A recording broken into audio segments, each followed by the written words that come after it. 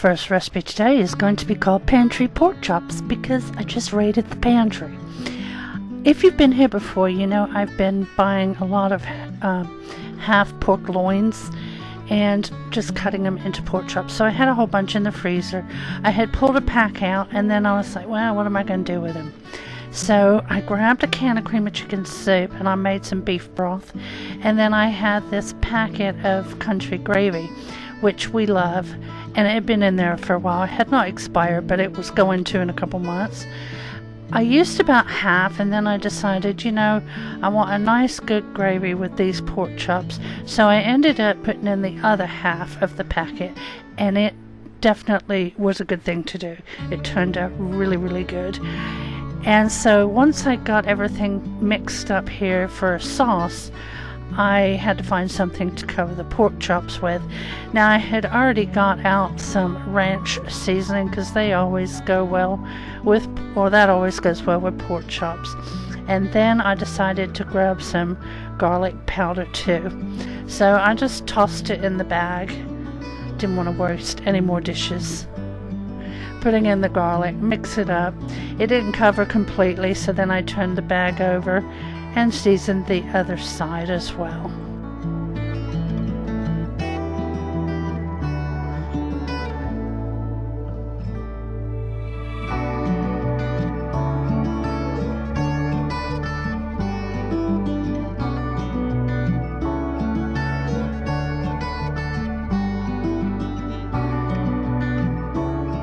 Now I'm just getting them into the sauce in the slow cooker. I cooked these for about 6.5 hours. They were falling apart tender, but I think they probably could have gone for just 4 or 5 hours.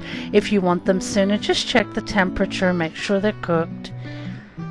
And here are our finished plates. I did some fried up some potatoes and onions, and then I had some asparagus on mine too, but Big Daddy didn't like that.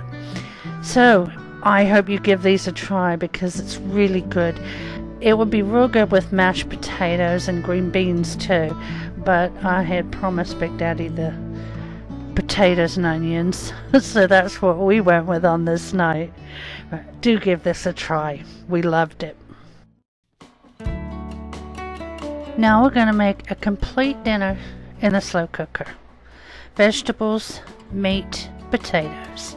We're going to take 2 ham steaks, cut each of them in half, and we're going to get those into the slow cooker and separate them with a pineapple slice.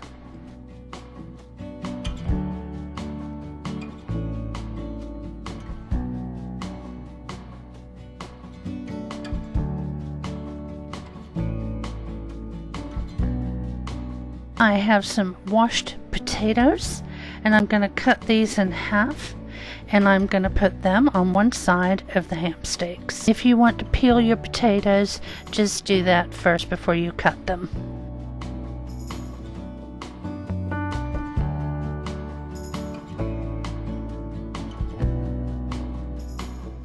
Now for our green beans. I wanted to get fresh ones, but my grocery store didn't have them, so I just used frozen. You can do whichever you like. I was a little worried that the frozen ones would put out a lot of water and make too much liquid, but they did not.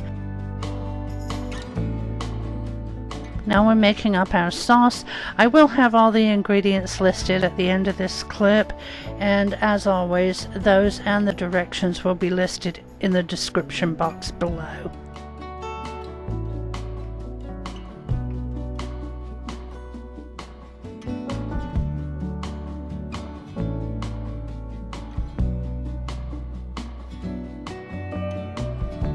Now we'll give this a good whisk and we'll pour this over the top. And then I cooked this on low, I think it was 5.5 hours. And it had the house smelling so good. So definitely give this one a try.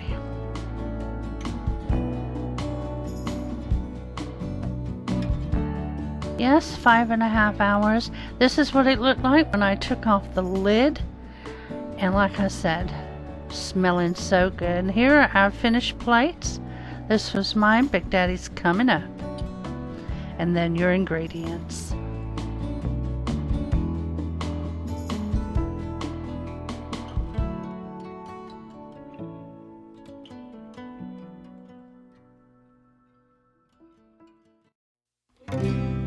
today we're going to put together some pierogis with kielbasa. I had seen this on Facebook and wrote it down. The first thing I'm going to do is cut up the kielbasa, and then it called for 4 cups of chicken broth, and I make my own, so I'm going to go ahead and mix that up and then put that in the slow cooker as well.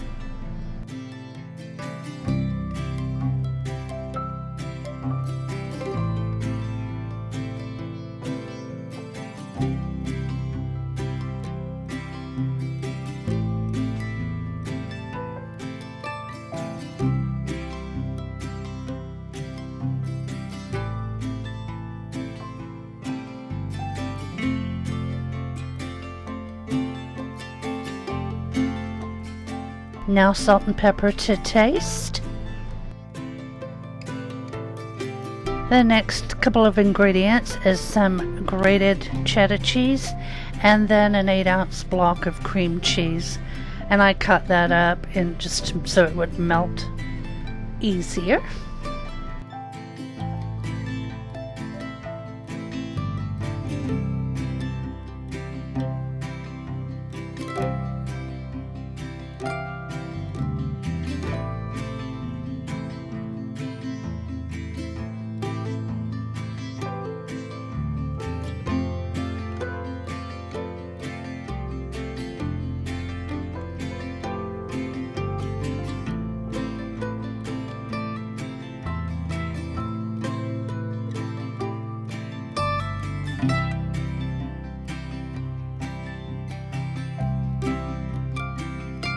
Now the recipe said 3 16-ounce boxes of the pierogis, which is what I have here. I thought 2 would be enough, and I thought I'm not going to put in the 3rd one, and then I was like, no, I'm going to do it to follow the directions. So I added the 3rd one, but I really feel it was too much. So I've put a note to myself to just put 2 boxes in next time. And that's what I suggest, unless you like a whole lot of pierogis. So I liked it. Big Daddy loved it.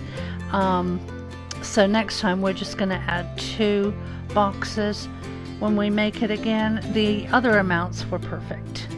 This cooks on low for 6 hours, and these are our finished plates. I hope you give it a try. It was super simple. I just think there was way too many pierogis in there. We had it with some garlic toast. Here are your ingredients.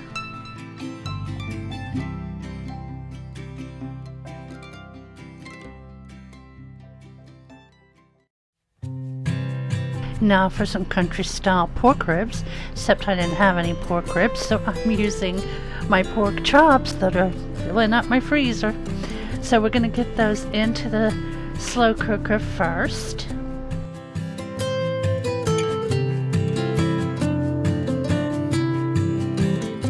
Now we're going to make this sauce. I have ketchup in here. We're going to add some Old Bay, some liquid smoke, brown sugar, and white vinegar.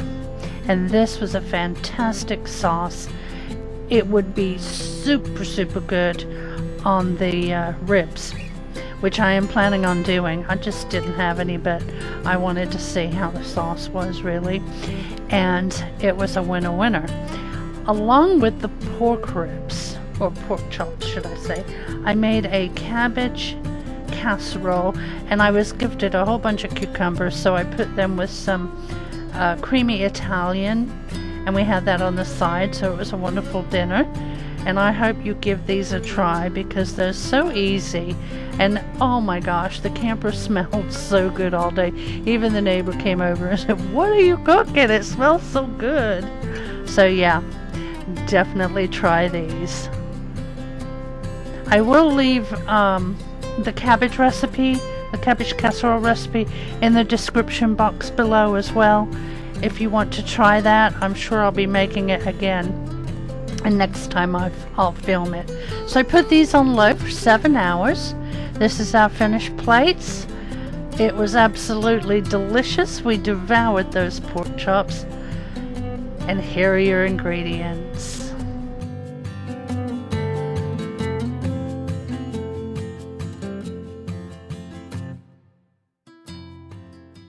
Well, I hope y'all enjoyed this week's slow cooker dinners.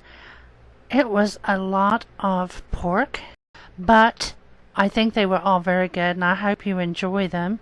I do still have more slow cooker meals to show you guys that I have made, and I've got some that I'm going to make that I'm really looking forward to. One of them is a French onion meatloaf. Oh my gosh, can't wait for that one. Anyway, if y'all made it to the end, please leave me a thumbs up in the comments. That way I know you were here. And I will see you on Friday. Have a great week.